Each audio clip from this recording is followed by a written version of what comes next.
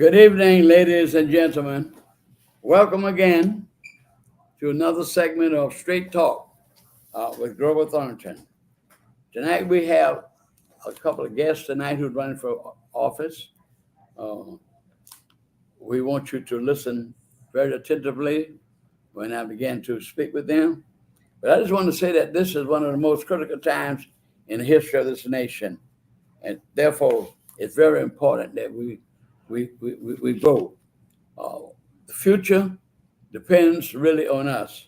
We must make a decision whether this country we want to go forward or whether we want to remain in the past. And no accomplishment happens without vision and good leadership. So tonight, I want to say that we are welcoming first again as guest here tonight is Miss Patty Hewitt, who is going to win, I'm sure, to represent us for the first congressional district. She is a Democrat opposing Republican. What the gentleman's name is? Buddy Carter. Thank you, sir. Buddy Carter. Now, Mr. Carter has been representing this first congressional district since Mr. Jack Kingston retired from that position and ran for the Senate, which he lost, and he became a lobbyist for himself to make money. But the fact of the matter is simply this: Mr. Carter does not care anything about us. He just worships Mr. Trump. I have never known Mr. Carter to attend anything where black folk were involved. Secondly, when the district was drawn, then they split the district that would leave a lot of black folk out and majority of white people in that district. And Ms. Patty is trying to break that barrier. And we're here tonight to have her here to speak to you. And we need a good representative from the first district. Now, I say this too, that in order for Ms. Kamala to be president, I hope she wins. I'm going to keep positive thinking. And when she does win, she will have to have the House of Representatives and the Senate to accomplish anything that she wishes to do. She cannot do that. Some things she might be able to do on executive order, but very, very, very little. All money orders, all money dealings must first start in the House of Representatives. That's the Constitution. Ms. Patty, good evening to you. Good evening to you, Mr. Thornton. Great to see you. And I'm happy to have you here again because I know I've been talking to you recently, and you have been working very, very hard. What's your outlook? What does it look like for you? I feel very positive. I've been crisscrossing the district, as you know, for the past year or so, but particularly these last couple of weeks. And I am very confident that this district is ready for new leadership. And when I say this district, I mean the whole district, all the counties. People out there in these rural areas are working so very hard to get the vote out. So we are ready not only to put our candidate in the White House, but also to change the power dynamics of this district by flipping this seat and putting it back where it belongs, in Democrat hands. That's wonderful, wonderful. And I'd like to make this statement is that many Republican people are not voting for Republicans this year because of Mr. Trump. The man has no character. He has no decency. He has no respect. And what I cannot understand for the life of myself, how in the world would people sit down and want a man who has 34 felonies? And I want you to know now, 3 trials that he still has to attend. A man got no decency. He's saying all kinds of things about his opponent. He's disgraceful. And many men and women who worked in this campaign in his office and worked for him say he's not fit to be president of the United States. We need to make people like yourself and other good Democrats to make a change in this nation. Now, let me ask you, Miss Patty. You don't mind me calling you Miss Patty, do you? No, not at all. Miss Patty, tell the audience We'll be voting in about 2 weeks or so. Tell the audience what some of the main things that you want to accomplish when you win the seat. You know, the whole focus of my campaign are the working families and the working poor of this district. So the things that I want that are very important to me, and I think they are priority items for working families, is to help reduce their costs of the everyday things they need in order to go to work. So for example, to expand Head Start programs, to create universal pre-K, and to provide sliding scale daycare so that working families can go to work, single parents can go to work more easily and more affordably, keep more money in their pocket, create more prosperity for their families. These are the kind of policies that that are very important to me, and I intend to focus on these. But that's not all. Vice President Harris in the White House, I want to make sure that we pass Women's Health Protection Act so that women are no longer treated as medical second-class citizens, but that we have our rights returned to us, our rights that were taken away from us without our consent, that they are given back to us. And that is very important to me. I know it is to VP Harris, all the women in this country, and many men as well. I've talked to many men about the issue of shepherding their wives, shepherding their daughters through these kinds of complications that can be deadly, just like we saw in the state just a few weeks ago. We lost 2 of our citizens unnecessarily. So these are laws that I absolutely want to focus on. And what I cannot understand, I agree with you 100%. And of course, ladies and gentlemen, I know you're listening to Ms. Patty, but I want to say this, that she's saying a lot of the same things that the candidate, Ms. Harris, is saying. And that's simply because these laws are very unconstitutional, and a woman ought to make up her own mind, her own decision, what to do with her body.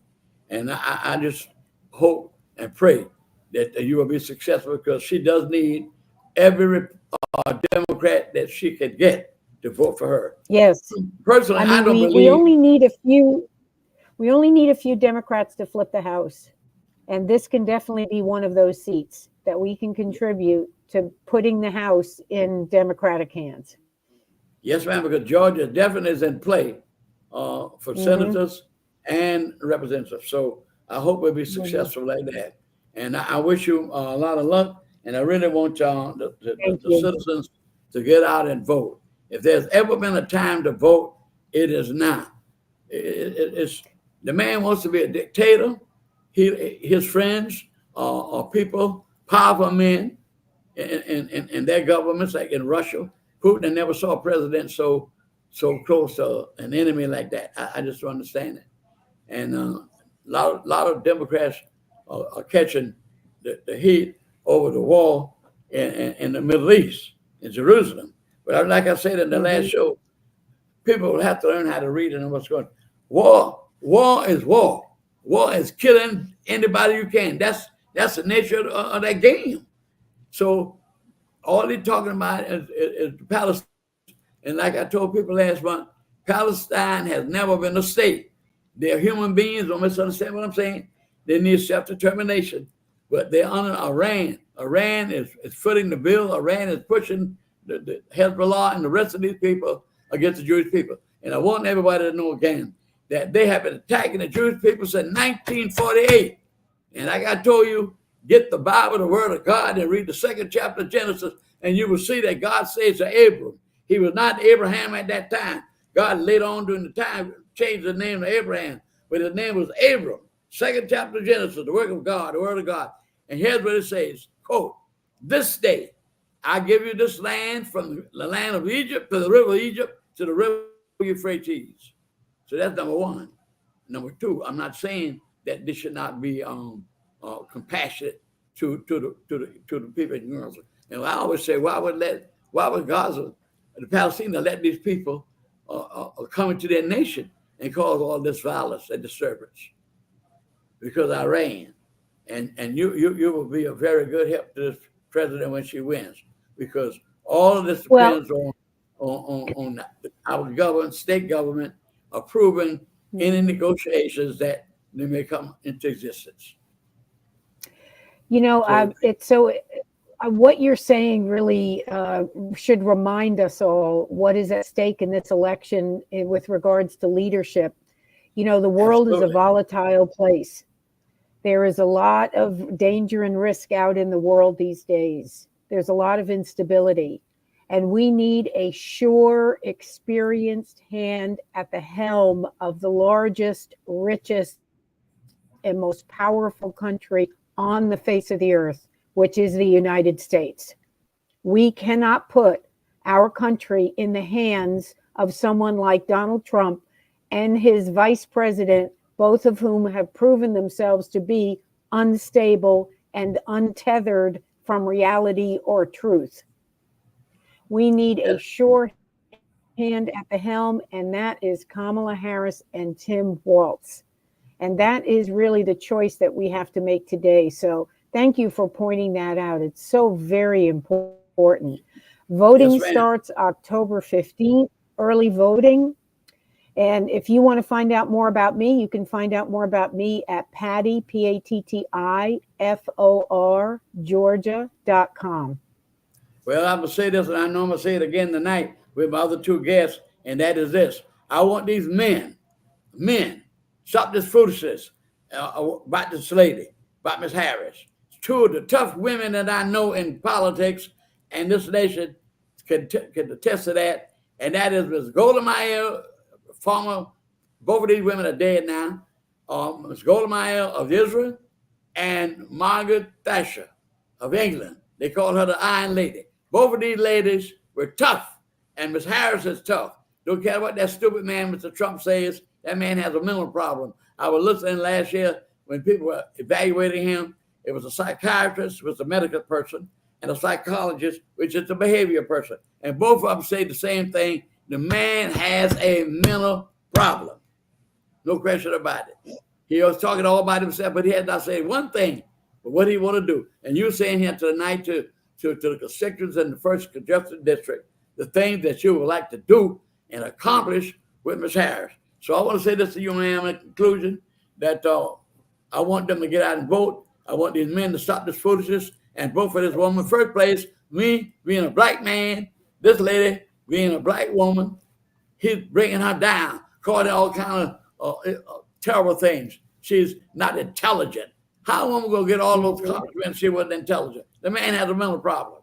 All he talks about is himself. He never has to say one thing he want to do to uplift families, like you say. Child care. A lot of these women want to work, but they don't have to keep their children.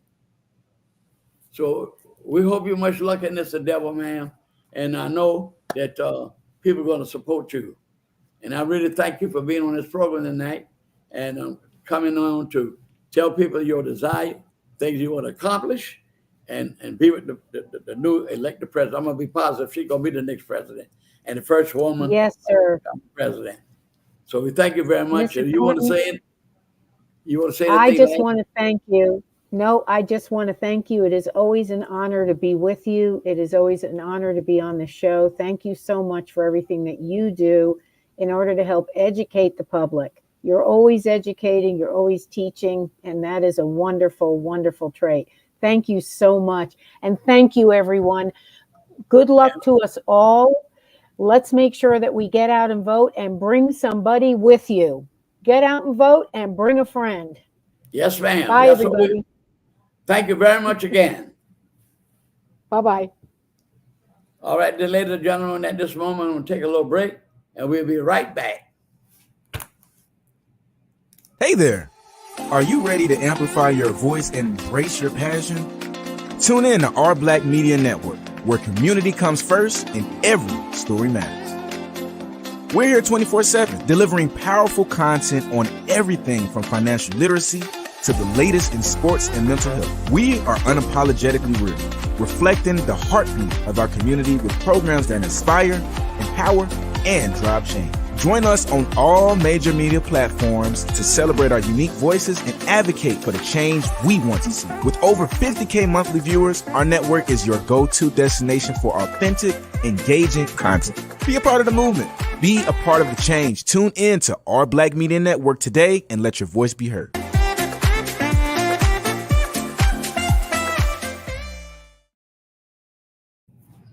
All right, ladies and gentlemen, we're back again. And you may have hear some repetition, but it's going to be good repetition. My second guest tonight, a very distinguished person here, and I'm very honored because he and I are in the same fraternity, the Alpha fraternity. He's a Chatham County chairman, Reverend Ellis, Chester Ellis, and I also have, I don't have him here, but I'm going to mention that Mr. Johnson, Van Johnson, the mayor of the city, is also one of my fraternity brothers. But I got to say that I'm like Jesus, that Jesus loved everybody, but for some reason, he just favored Peter more than anybody else. Is that right, Rev? I'm just happy to have Reverend Ellis here tonight. Reverend, congratulations to you on your victory so far and coming into my show. Thank you, sir. It's an honor to have you, really. It's an honor in to my be home here. and an honor to have you, period. Yeah. But Reverend, I got to say this. I've been in this city a long time, and I know and have known many, many ministers because I've been working in this community since I was 17. And if the Lord God blessed me in 2 weeks, November's a good night, a good month for me. Like I told somebody, brother, like the other day, that November's a good month. She gonna win. And that's my birthday. All right. The Lord bless you, sir. We'll celebrate your birthday. Celebrate my birthday. I'll be 91 years old if the Lord spare me. So every day he must have got me here this long, got me here for a purpose. You agree with that? I agree wholeheartedly. So happy to have you here. And you, sir, is running again in a re-election as chairman. And I want ladies and gentlemen to know that Reverend Ellis has a superb job as chairman and the second African-American person to hold this position. Now, Reverend Ellis, I'm a very candid person. That's why I'm not sure straight talk. I tell it like it is.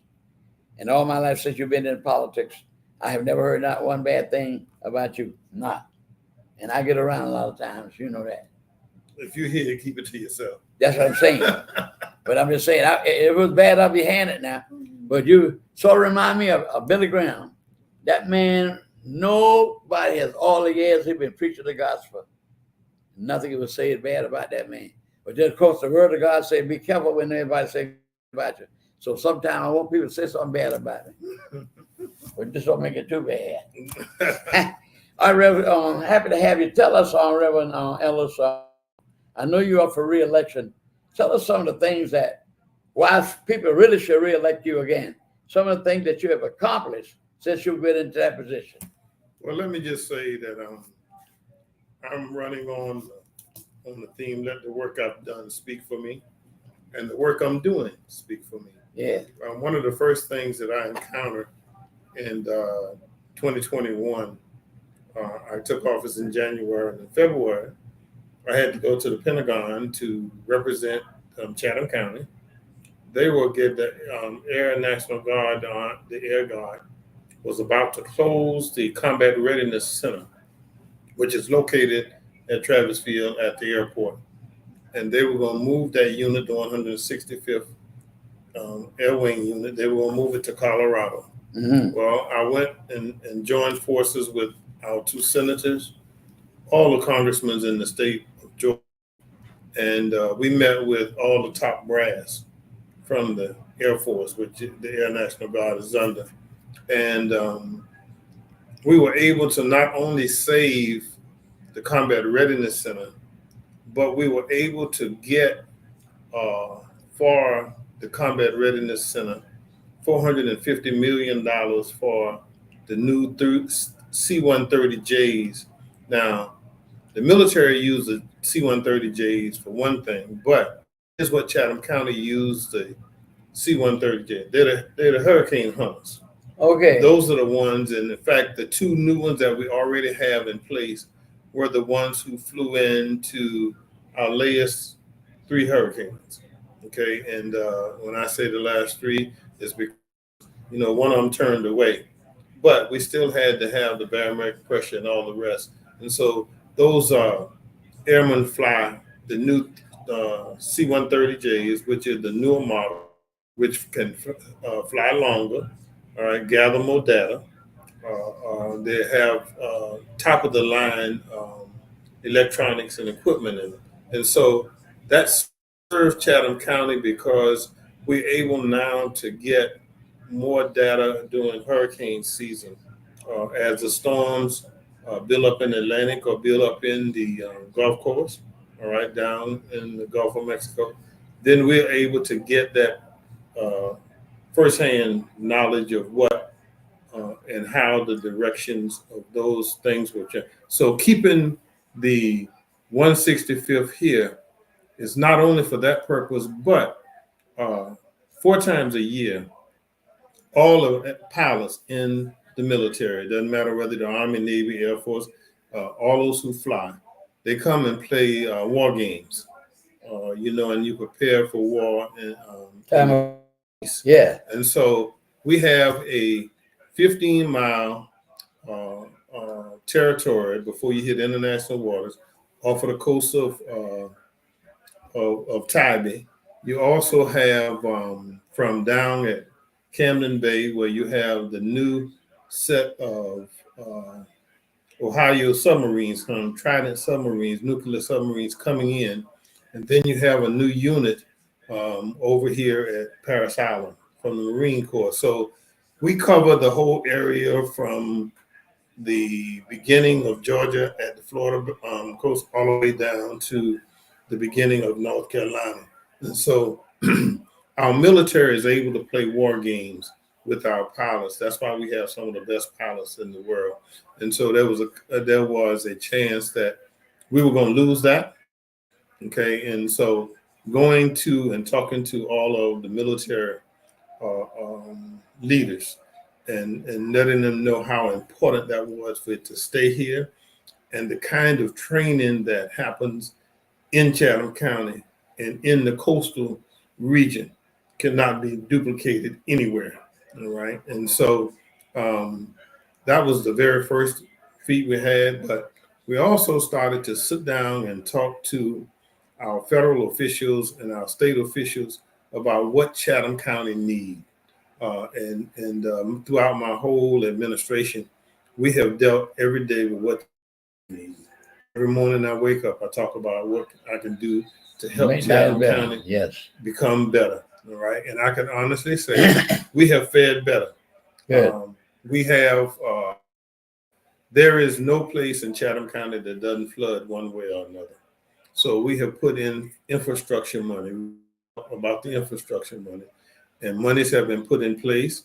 We discovered that there are certain parts of Chatham County in the unincorporated areas where fire hydrants were not in the right place. And it came to us one night, there was a fire on Chevis Road, and the closest fire hydrant was 1.5 miles away. And so we went and we lobbied with our congressmen, and we got in the congressional budget. And let me say this too, no brag, just facts, straight talk. Straight talk. This is the first time that Chatham County has ever received a federal line item in the congressional budget. Money designated from Chatham County can anywhere but Chatham County. Well, that's good. But we were able to get $1.9 million to put fire hydrants closer to people's house, and how that affects the citizens of Chatham County is it helps with your insurance rate. Your insurance rate, part of it is calculated based upon how close you are to fire hydrants. Yes, sir. And so we started out, we bought from our engineering department, we bought them drones, put the drones in the air to map out everywhere in Chatham County, City of Savannah, Pool of Bloomingdale, unincorporated Chatham, just where fire hydrants were. All right. And then we started to calculate how many houses were within 1,000 yards of every fire hydrant. So then we were able to present to our congressman and our senator what our was. And we've got the $1.9 million. We just didn't stop there, knowing again now that Chatham County is a coastal area, there's flooding. Okay. We were able to point out to them something that happened to Chatham County in 1996. And let me say, in doing that, we have to give Floyd Adams his props. Floyd Adams took FEMA money and bought land where it was flooded. And because of what Floyd did in 96, the city of Savannah now has $43 million that they're using for flooding and drainage down in the Carver Village, Cloverdale, and the Springfield Canal. Because the Springfield Canal is what overflowed. We didn't stop there. We also have $8 million in the newly developed Pooler area that we got in the budget for Pooler. We went to get $2.5 million for Tybee Island so that we could help with the beach erosion. But my most proudest moment of my being chairman of Chatham County is that we went to the congressional budget and got $640,000 along with $400,000 from the county's ARPA funds. And then we got the private sector involved so that we now have in the bank $2.5 million that we are going to renovate the May Street YMCA. Oh, that's wonderful. There will be a new pool, swimming pool and things put in. And then we're going to do all the maintenance work that we need to do to bring it up to par. Well, that's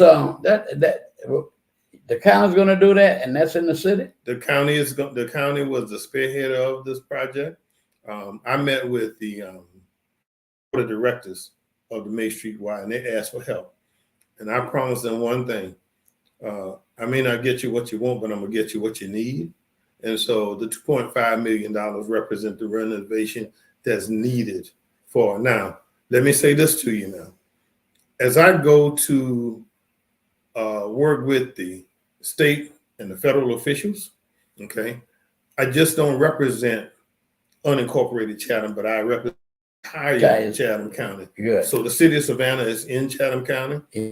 If I get money for Chatham County, it's for the city of Savannah. That's right? Excellent. Excellent. It does not bother me that what the territory is. What the territory. Right? It's just that we cover all 33 miles wide, or 27.7 miles long.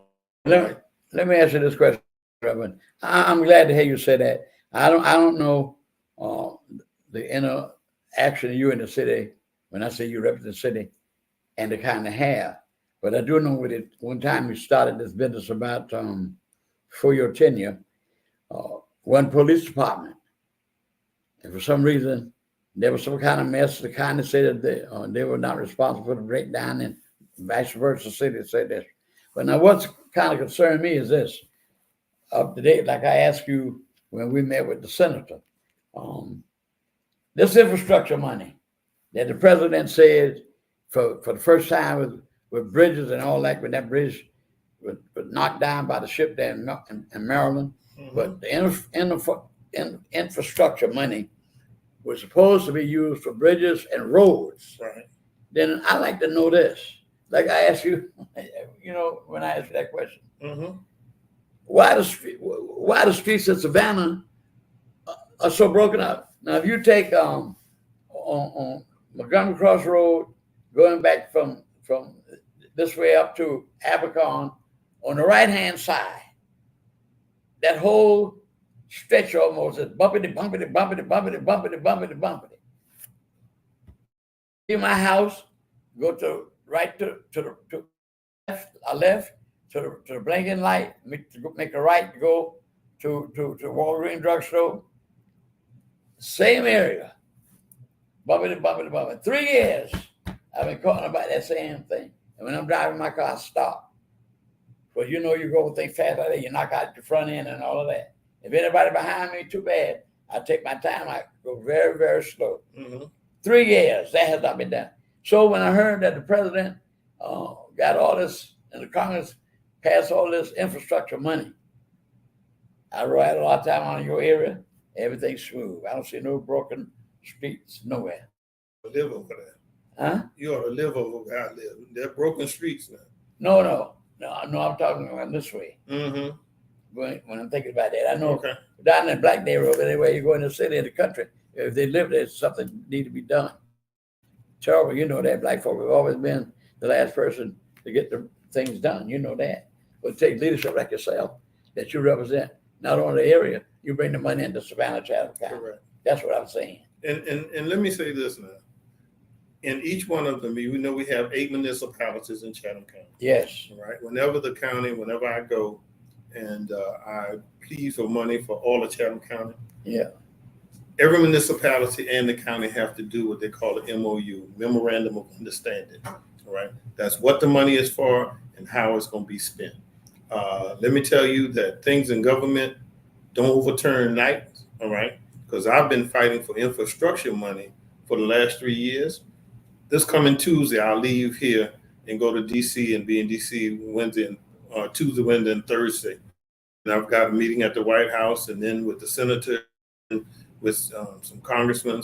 And it's about infrastructure money that we're trying to bring into Chatham County.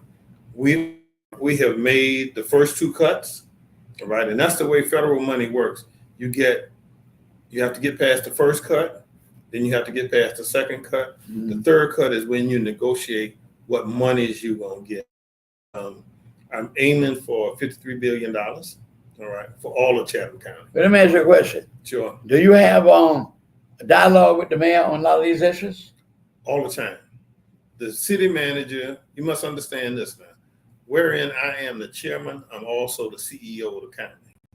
Yeah. When it comes to city government, the mayor, the city manager, Yeah, that right. manage things. Right? Yeah, I know that, but So we have to have those kind of conversation, and I can tell you both on the state level and on the federal level, we sing one song. well, that's good. That's what I was asking. And I'm you. the spokesman for that song. That you do have the relationship Yes. because you like I said Oh, previously. we fuss and fight now, tongue in cheek.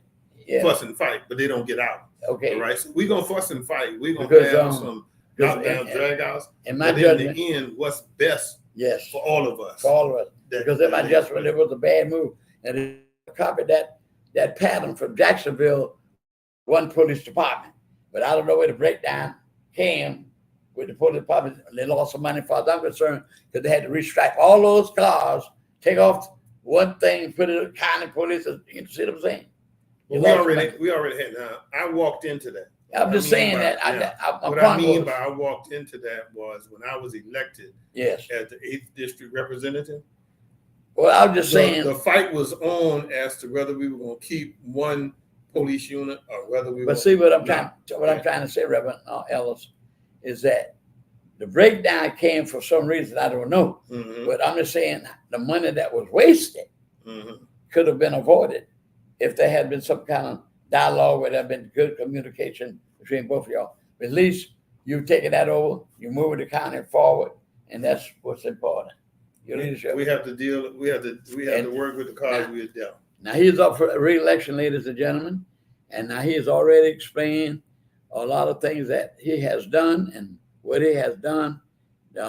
He should be re-elected. He's coming to you for the support, like we just said, the importance of voting.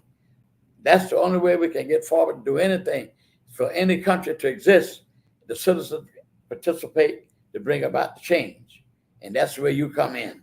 When you see people that are doing good leadership, that will move the county, Savannah, Chatham County forward, and that's exactly what you're doing. And this question I want to ask you is about this the tax base. How's that going? We have been able to work within the taxes we collected. Yeah. Since I got there, since I became chairman, the tax base is still the same. We have not raised taxes on. In fact, one year we were year before last at the coming out of 22 going into 23, we were able to give a $500,000 rollback, okay, which helped. Yeah. But here's what the situation is: we roll back to where Chatham County has one of the lowest tax rates in the state. Well, that's Okay. great. And we did not raise taxes. But here's what happens with us as we come along, okay? Property value increase. See, Yeah. because property value is dealt upon supply and demand. Exactly. You know that there's a whole lot of demand for housing. We Very have much so. teachers now who work every day who can't afford a house. We have nurses. That's what the lady talked about being the president. That's right.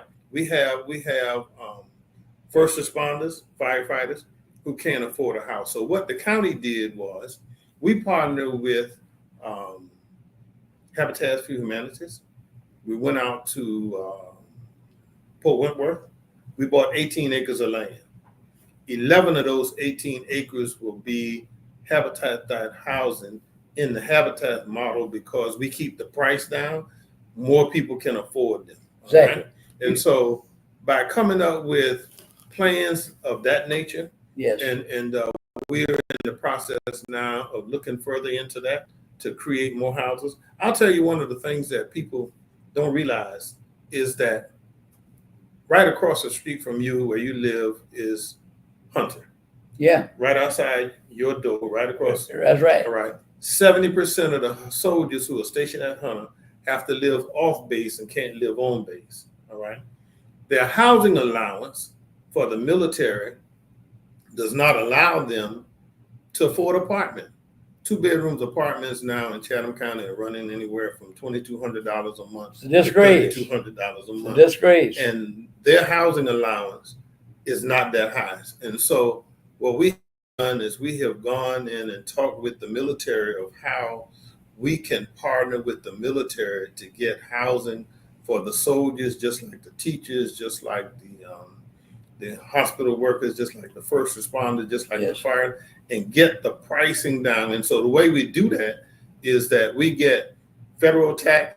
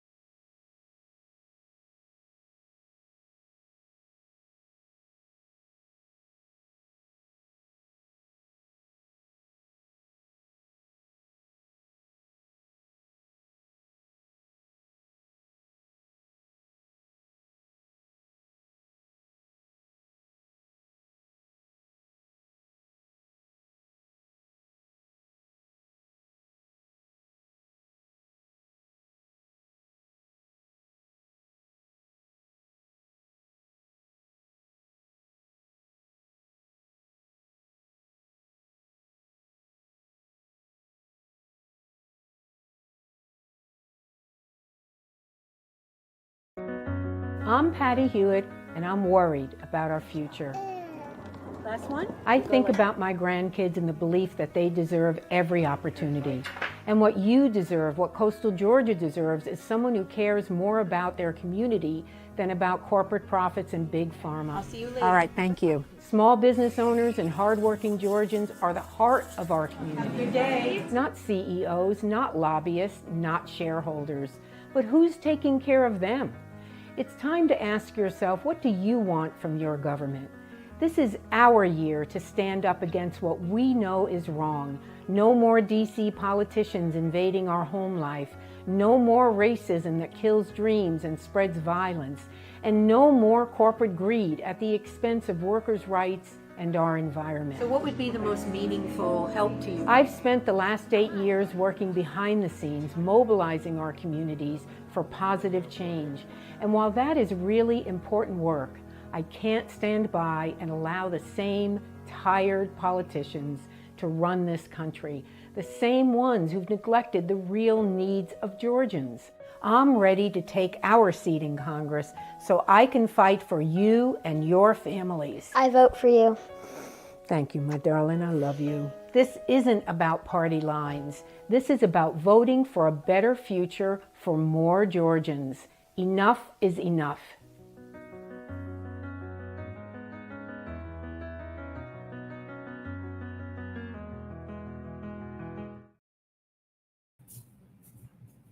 Okay. All right, Reverend Ellis. So we have about 3 or 4 more minutes left, and you've been a very good guest. And I hope the people listen to all the wonderful things that you've done in your administration to make the lives better. And there's a problem with that rent. Well, one thing that Ms. Kamala wants to do is to give everybody who apply for housing. That doesn't mean you got to have the job, you got to have the income, but she would give you a $25,000 advancement towards a home purchasing. So, Reverend Ellis, we have about 2 or 3 more minutes. I'm gonna let you wind up this little interview with me. Yes, sir. And give you the opportunity to go on and speak to my listeners. And I want you to vote. He's worthy. Speak to Reverend Ellis. Thank you. Let me say to all of you who are listening, we are still in the fight. We have been working with the Vice President and her staff as to how we come up with the plans for housing. And that's why I say to you that we've started before she was running for president to put housing in place when we came up with Pope Wentworth and made the deal. And so we want to keep that going on, and that's a part. So we presented to them the plans we have. And so one of the reasons I want to continue as your chairman of Chatham County and asking all of you to vote for me is because plans take time. Yeah. And if we stop now in the middle of the stream, whoever replaces me gonna have to start all over again and won't have that seat at the table. And having a seat at the table makes a whole lot of difference when you're representing Chatham County. So we look to all of you going to the polls. And let me say, one of the other reasons that I'll say to all of the listeners who are listening in tonight, one of the reasons you need to go to the poll and vote for Chester Ellis for chairman of Chatham County is because of Project 2025. Yes. Let me tell you, it doesn't matter whether you're on Social Security or whether you're on a fixed or anything else. If Project 2025 comes to the forefront, we all are in trouble. Yes. And it does not matter what your income level is, unless you're a billionaire, unless you make more than $400,000 a year. Yeah, that's right. All right. It's going to affect you, and there's going to be some suffering. Yes, sir. Those who receive Social Security, yes, there is a plan to take away Social Security. So don't get caught with the rope-a-dope or the okie-dokie. That's right. Stay on task and remember, Chester for Chatham. Those of you who need to know more, those of you who want to help me in this race, go to my website, chesterforchatham.org, and make a contribution to, because I'm in the fight for all of us. Exactly. Thank you, and bless, and good day. Thank you, Reverend Ellis, for Yes, being sir. on the show. You were very fantastic, and I appreciate it. At this time, ladies, we're going to take a little break, and we bring our contestant in here tonight. Thank you very much, sir, Got it, for being brother. here, brother. Hang in there. All right, brother.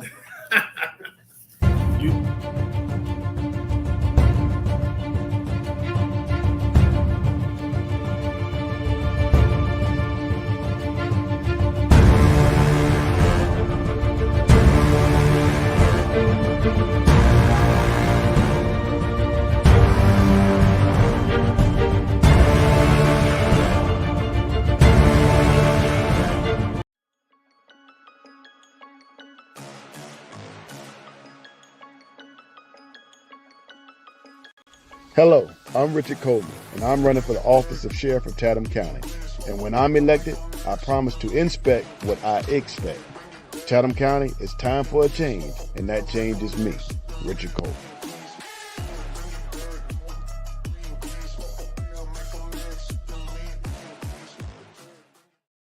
Lady with you? Yeah. Who that is? John. All right, ladies and gentlemen, I'm back on again after a little break. And I hope that we've had two fine contestants on here tonight, Ms. Hewitt and Reverend Dr. Ellis. And both of these people are counting on you to vote. And as I told you when I first came on the show tonight, this is the most critical time to vote in the history of America. This man wants to be a dictator. He wants to own everybody. He wants to say, fire this person, fire that person, if you don't do what he does. And that is this. He does things that he wants to do, and we got to stop that. He's not qualified to be president. And I know these two people that have been on the show tonight so far will be great leaders. We have the third guest of the night, and that is Mr. Coleman. Yes, sir. Nice to have you on the show, It's a Brother pleasure to Coleman. be here, Mr. Thornton. I worked very hard with the museum with his daddy, Yeah. fine gentleman. I think your daddy used to be a coach one Yes, time, sir. wasn't he? Johnson High School, 50 years athletic director. And he was athletic director of one of the schools, then. Saucy Johnson. Saucy Johnson, athletic director. And he has always been a good friend of mine. His daddy met his son when he ran for office, and he's in a runoff. Yes, sir. And it's a very important runoff. And I like to say this. I have been working in the community since I was 17 years old, and I'll soon will be 91. I have never known anybody that has not cared about this community like his daddy. His daddy had a great impact on children, young people, and as football coach and working in the school. But we've had 3 wonderful people that ran for sheriff. Now we've had mayors, county commissioners, representatives on the board of election, on the county commission, representative of city government. But we have never had a black sheriff. Sometimes I look at the television and I see these small communities have black sheriffs. Yes, sir. I mean, right here in Georgia. Right here in Georgia, yes. I was surprised like Pittsburgh, I think, one. But I know in some communities we have sheriffs. That big old city has never had a black sheriff. Was in the 60s or 70s or 80s, whatever it was. Mr. Sam Williams, he's deceased now. I worked in his campaign. He ran for try to be the first black man to be sheriff. Yes. And that's number one. And then we had Mr. MacArthur, isn't it? Mike Jones first. Well, I don't care about the order, but I'll go back to Mac Jones. And Yes. he was a candidate for sheriff, fine gentleman, Yes. personal friend of mine. Yes, sir. His wife was a principal of a school, That's correct. fine community man. Mhm. And now we had Mr. MacArthur. Yes, sir. He was the third person. All 3 of these gentlemen. Now, Mr. Williams way back in the 60s or 70s, way back then. But I'm gonna say the one time I'll use that terminology. Mr. MacArthur and Mr. Jones, both of those gentlemen.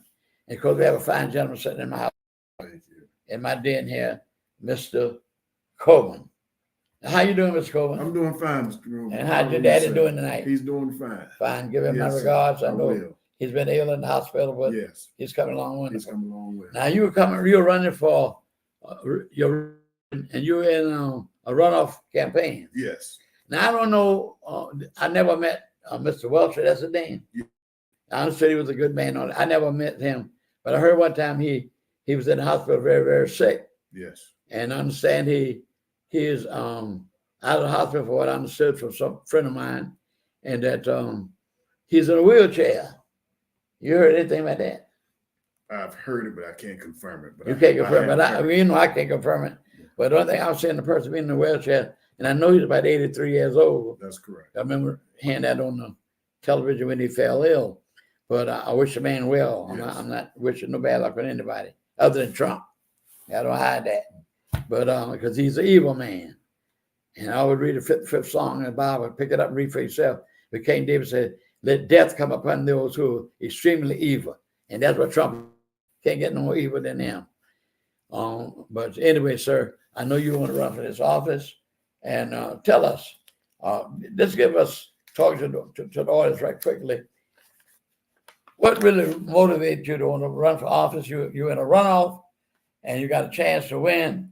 And tell us something differently that's being done now that's not right that you want to correct to make the system a better system as far as the sheriff office is concerned. Well, the whole thing in itself needs to be ordered, reordered, and restructured. We need to bring the sheriff's office up to 21st century law enforcement, 21st century law enforcement. And that consists of several things: improved jail conditions. The conditions of the jail are absolutely deplorable out there. There's a lot of concerns coming out of the community of how individuals are being treated, the lack of programs, the lack of need, the conditions of the food service, the conditions of the medical treatment.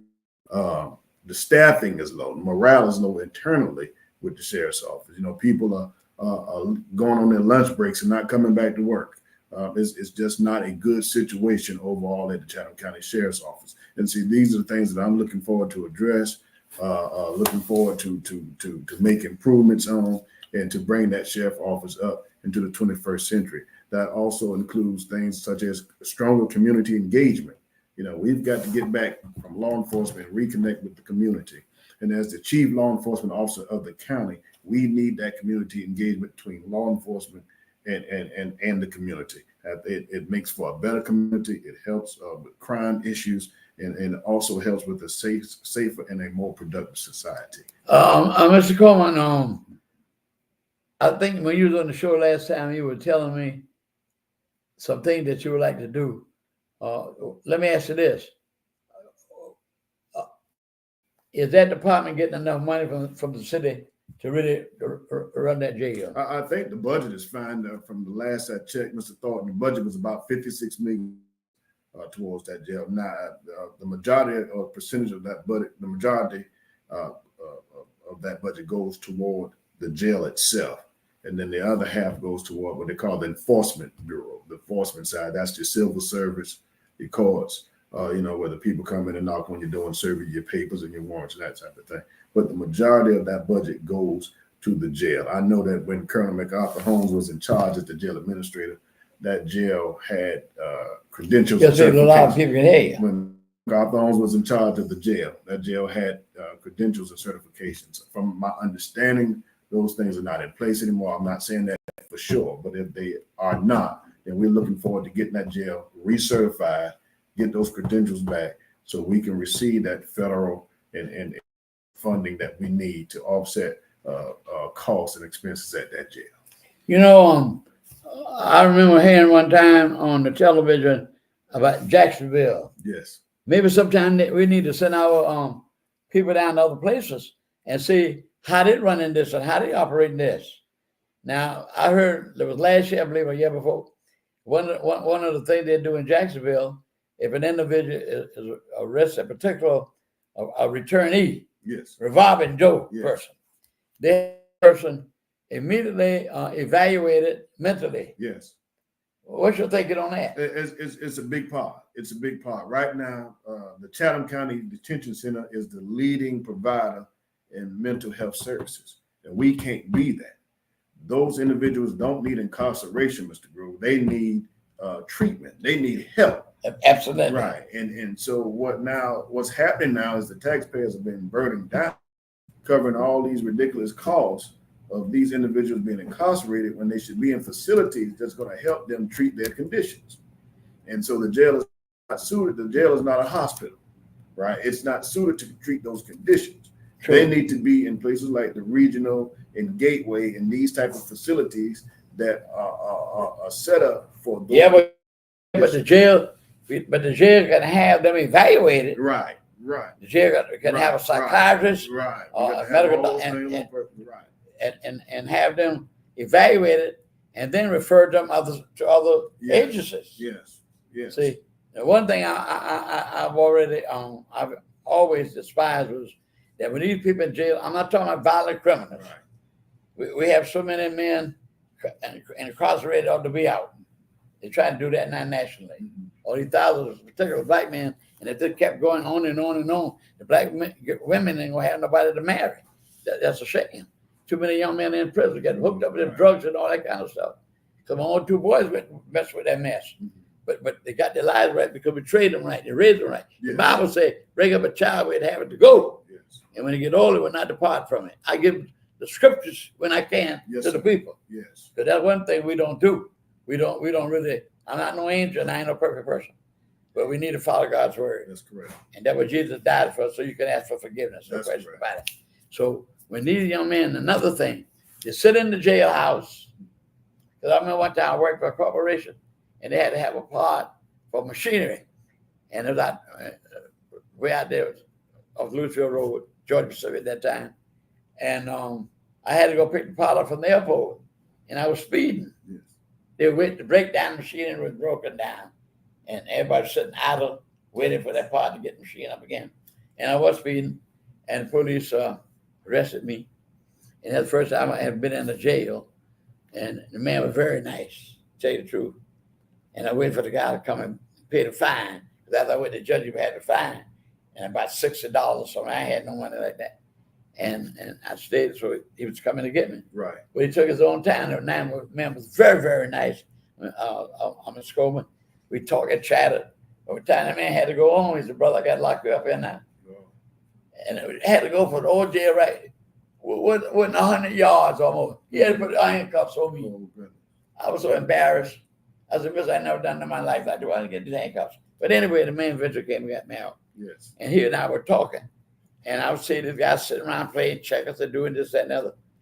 Why can't they put some kind of vocational training for these people if they're going to be there 6 months and all that kind of stuff? Absolutely. And have a job placement program set up where you can make these men be productive individuals to the society, to the community. Absolutely. Part of my platform is so what's your thinking on that if you got that position?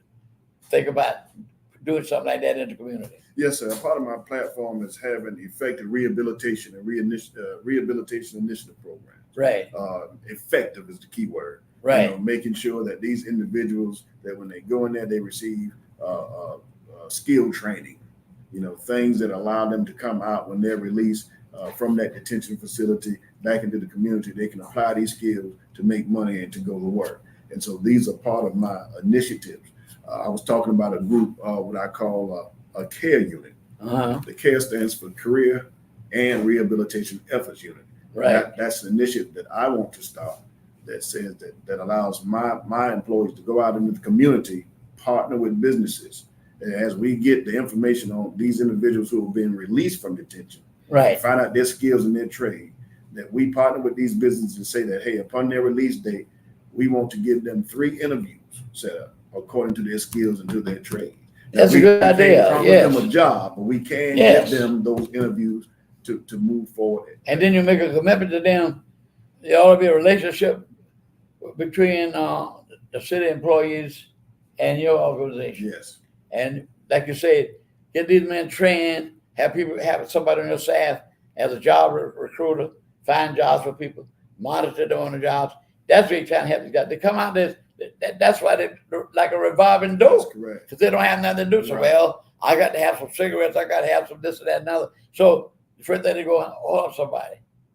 See, now like for instance, my grandson, he just forgot when he came in here one night about 3 or 4 months ago, forgot to lock his truck because they had my grandbaby. He had to get her to the house and get to the restroom, right?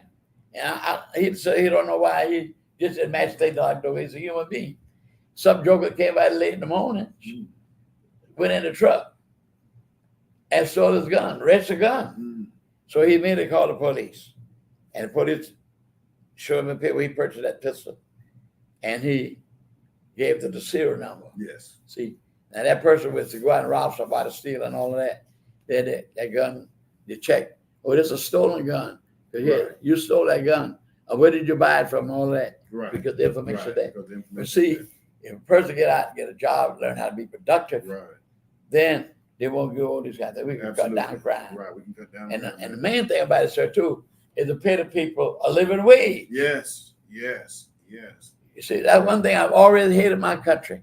I hated America for Fair this. wages. I hate it. They never have been fair with the distribution of the wealth Yes. in this nation. They don't even give a person $15 an hour. Right. That's terrible. That's a shame. We're And definitely some people got gonna- some jobs make more than that. I'm talking about. As far as the government say you must pay a minimum Right, of $15 an hour. right. So you do those kind of things in the jail, other than just locking a person up. All right, take him overtime, have to go to court. See that type of thing. Right, that's right. And I think that's a good thing on your part that you want to do for the Yes, public. sir. So to hear Mr. Coleman speak like this, and I got one more minute left, Mr. Coleman. My show time is over. I appreciate you being on this Thank show, you for having me. and I wish you very luck and Thank you. on this job. And I want these people to think that we have never had a black sheriff. Never had a black sheriff. Like we never had a black president, but Obama did it. Now we're hoping to have a first black woman president and the second African American. So I'm gonna give you the last few words, Mr. Coleman. Yes, sir. To speak to the people about voting And I want you to keep in mind, we've never had a black sheriff. So go ahead and speak to the public, sir. Yes, sir. It's so very important, and this election is so critical, so very important that we get out and exercise our right to vote.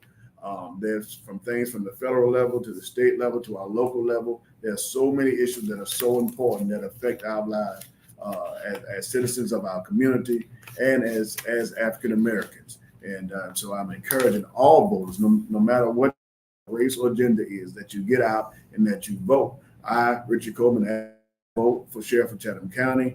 There are a lot of issues at that jail that need to be addressed. I am prepared to address them. I'm a Georgia certified law enforcement executive, 31 years of experience.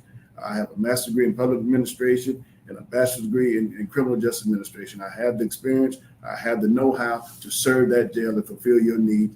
And as my motto say, I can't do it by myself, but every individual that's listening to me, that sees me, together we can. We're looking forward to great things in November. Thank you for having me, Mr. Thornton. Yes, I'm glad to be here. And remember, I won't be able to talk to you when I talk to you again to be at the election. I want to talk with you with a smile on my face. And I don't want to have to condemn nobody while you sit down and didn't vote. Don't complain. Tell everybody to vote. Vote. That's that's the only time that's the only time we're equal to anybody. When you go in there and vote one. We can't go to them lives Mr. Trump said people voted dead and all that kind of stuff. No. Get out and vote. Tell your sisters, tell your brothers, and these men don't fall for that foolishness. Get out and let's vote like we never voted before. So God bless you, and have a good night. And thank you for listening to the program. And I hope to speak again in November. Thank you.